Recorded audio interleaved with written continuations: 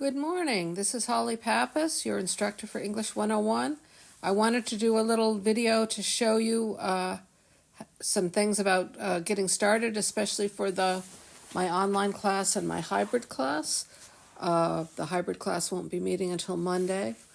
But there is an announcement up in Canvas, but what it tells you is that we're not going to be using Canvas except as a place for me to keep my grade book. So we're going to be using blogs for the course. I have rationale on the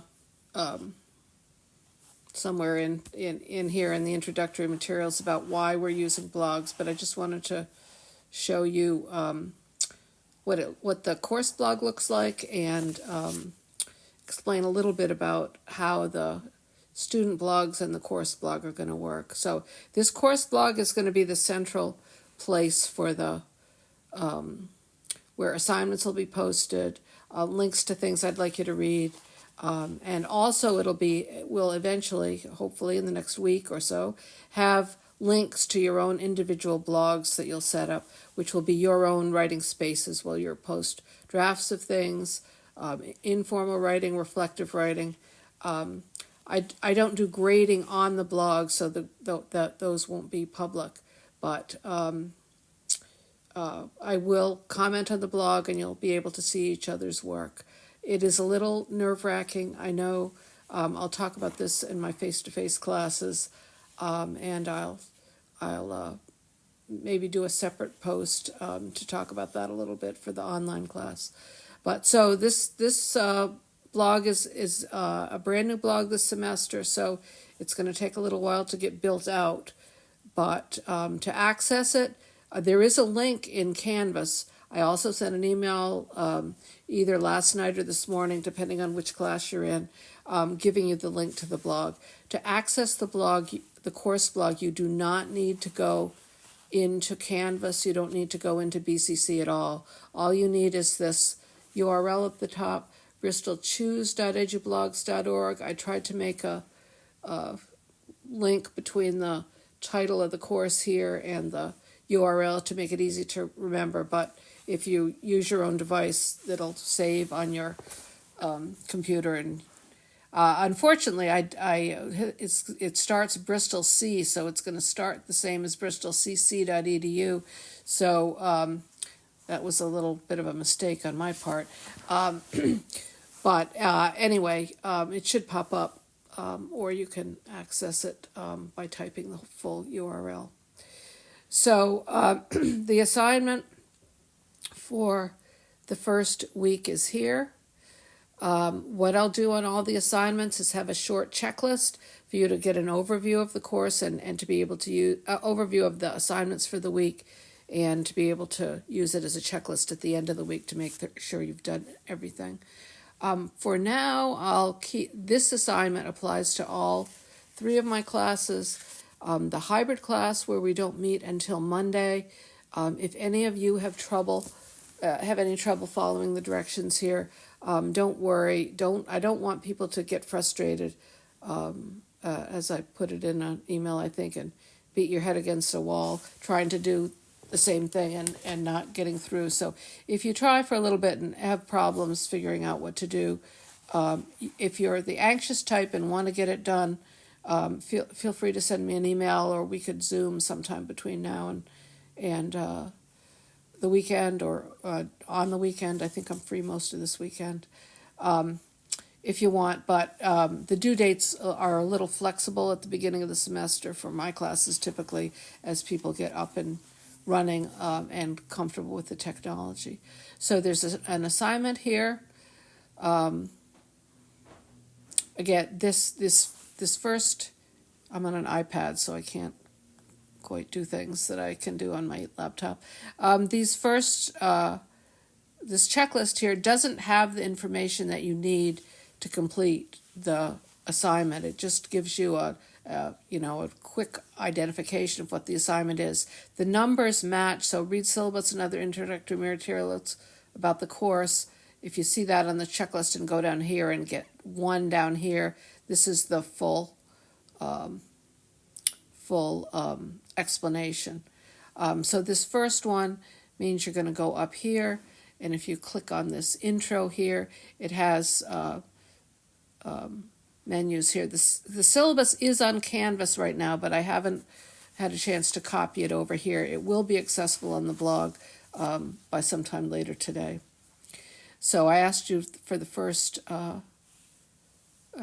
week to read this information. There's something about paper versus screen, where I asked people to comment on how they feel about using paper versus screen in reading and writing. Something short is fine. The main point of this is to give you experience, seeing what it's like to post a comment, and there's some information about how to do that. Let's see. So I want to get from here back to the page I was on that listed the assignments, so I can either click on the picture, I can click on home here, or I could click on the title. They'd all bring me back here. The main, most important thing is this number 3, setting up your own blog. So there's some information about how to do that. For my face-to-face class that meets on Wednesday this week, I'll be doing that in person, and we'll be in a computer lab, so hopefully we can get that done during class. I'll go over it Monday for those students in my hybrid class that need it, need extra help getting that set up. And for the online class, if you have any problems, please let me know. We can Zoom. I could Zoom with a couple of you at a time, or if you have a particular problem here, as I say, I can make a personalized video like this that I can send out to you to show you. It's really easy to do on Zoom. We can share screens, and I can walk you through the steps, and it doesn't take very long, 10 minutes maybe. There's an article I'm asking you to read, 10 Ways to Think About Writing. To access it, these bold green things should be links. To access it, you just click there. It's 22 pages, but as you can see, it's pretty easy reading, kind of big type and margin, so it shouldn't take too long. We're just this week, in addition to getting used to the technology, thinking about writing, college writing, and then once you read that, I'd like you to, again, as practice, this time doing a post on your own blog, to share something about your own reading and writing history and attitudes, writing primarily, and to connect in that post to something on in the readings that you did in this 10 Ways to Think About Writing. I give you a bunch of questions here in this big paragraph in the middle. You don't need to address any or all of them. They're suggestions merely. I just would like you to think about sharing something about how you feel about writing, what your history has been, what you're looking to accomplish in this course.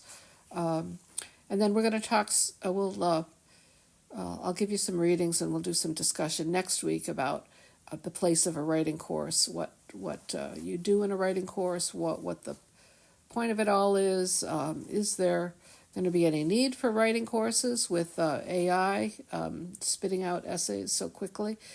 So we'll talk about that next week. But again, this week we're primarily about getting up and starting. I included a note that I like to share that I saved, that my oldest daughter, who's now 37, wrote when she was about 4, maybe. See if you can read it. Her name is Acacia. You can see in the lower left. Anyway, I won't give you any hints. See if anybody can read it. It just is It's in response to students who say they're not writers, just as some students may say they're not artists. But when people were 3 and 4 years old, everybody was a writer and an artist, and something happens sometimes to some people, and they kind of lose that love for writing and drawing. But maybe formal education is part of that. people's insecurities start ramping up as they get a little bit older. But hopefully that psychological aspect of writing will be something we'll be discussing some, and maybe you'll have the experience, hopefully, of getting over some of those blocks if you're one of those writers who, one of those former writers who no longer enjoys writing. And then for this class, there's some information. I've done theme-based courses for a number of years. I have a post here that explains the rationale. Last semester, over the summer, we did a theme-based course in writing about food. If you're interested in looking at that, it's bccfood.edublogs.org is its URL, and I'll show it to you in a minute. You can see a little bit what a fully fleshed out course looks like, a fully fleshed out blog. The issue with theme-based courses is that sometimes students might hit on a theme that they're not particularly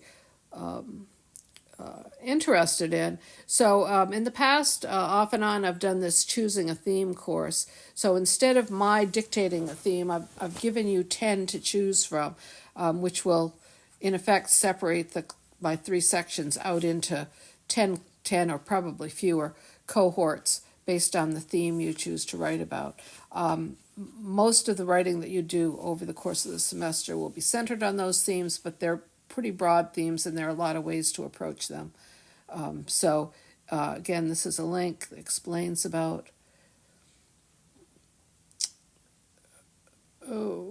choosing a theme. I think this link is wrong. This is the right material, but I thought I had it posted on this this year's blog, and I think I haven't. So I'll get that changed before you see this. So I explain about this is not quite the right material. I have made some changes this semester, so this won't look quite like this. But these are the themes we'll be working from. So what I'd like you to do this week is look at just an overview of what the assignments are going to look like, and think about what themes you might be interested in, and what writing topics that you might choose that fit in a particular theme and also match the assignments we're going to be doing. So that's there, and I think what I asked you to do is to post on your blog. You've got the writer's autobiography that'll go on there, and a second post about what theme you think you're interested in and what kind of topics you think might fit that theme that match the assignments. Okay, so the other thing I wanted to do is just show you what last semester's blog looked like, so you can see what it'll look like as the semester goes on. So as the semester goes along, I'll be building out this menu of links at the top. We don't have a textbook for the course, so this is, I think of as kind of the equivalent of textbook type material. Some of the material is drawn from OER, Open Educational Resources, that are available for free on the internet. Some of it is material I've written, some of it maybe YouTube videos or other videos. There'll be some introductory material. I do have that on this semester's blog, and then I'll be adding information about writing and reading, research, and argument. Roughly, I may have slightly different tabs this semester. In the middle here, you can see that the posts, these are called pages across the top. These are posts. These are chronological with the most recent stuff at the top, so you can scroll back and look at sort of the assignments. Summer is a little bit more crunched together with 12 weeks rather than 15, so we won't be going at quite the breakneck pace. I'll have contact information on our blog. I haven't quite got that up yet. The main essay assignments will be there. Again, they may be built out a little bit as the semester goes along. There's some links for resources. And then the thing I wanted to show you is how the course blog is going to work with student blogs. So what I'll be doing is adding, you'll set up your own blog. You'll email me its URL, its address. your name, the name you'd like to be used, listed here. These students aren't all using their first given name. I don't usually use a full name, but you can use a nickname or some sort of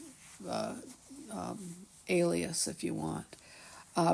I'll add these as links to the course blog, because the blog that we're using this semester will be used for 3 courses, so there'll be 3 sections on the sidebar here, one for each of the classes. It'll be labeled with the class and then alphabetical listing of names, and then if you just click on any of these, you can see this brings you to the student blog, and you'll be able to see the blogs let you do some personalization.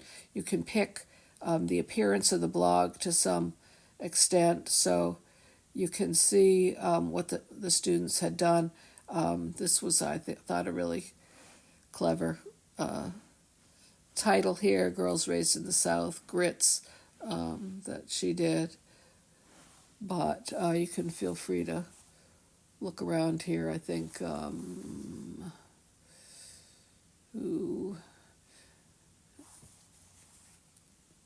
Anna did an interesting one that she used a lot of images, or maybe earlier in the semester she used a lot of images.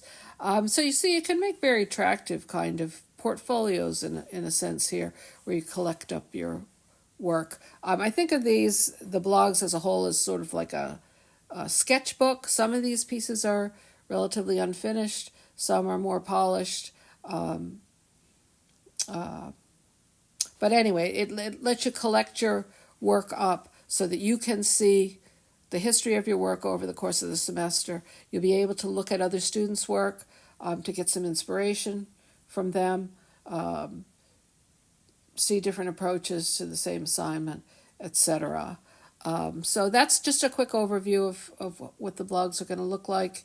And if you have any problems setting them up, again, if you do see me face-to-face, we can handle it then. Or if you're a fully online student and you'd like to schedule a Zoom meeting in the next week. If you're comfortable online generally using social media, the blogs it's a pretty quick learning curve. If you're not so familiar with computers, it may be a little bit more difficult to get started, but virtually all of my students within a week or two generally are feeling pretty comfortable with the blogs, and I hope you'll see the value of them, even though I understand that there's some anxiety about making your work public. I do set these blogs so that they're not easily searchable by Google, but by all means, if you are worried about anybody, worried about access or worried about confidentiality or any issue connected to the use of blogs, please let me know and we can have either an email or a Zoom discussion about it. All right, keep in touch. Hope to hear from you all soon and looking forward to working with you over the course of the semester.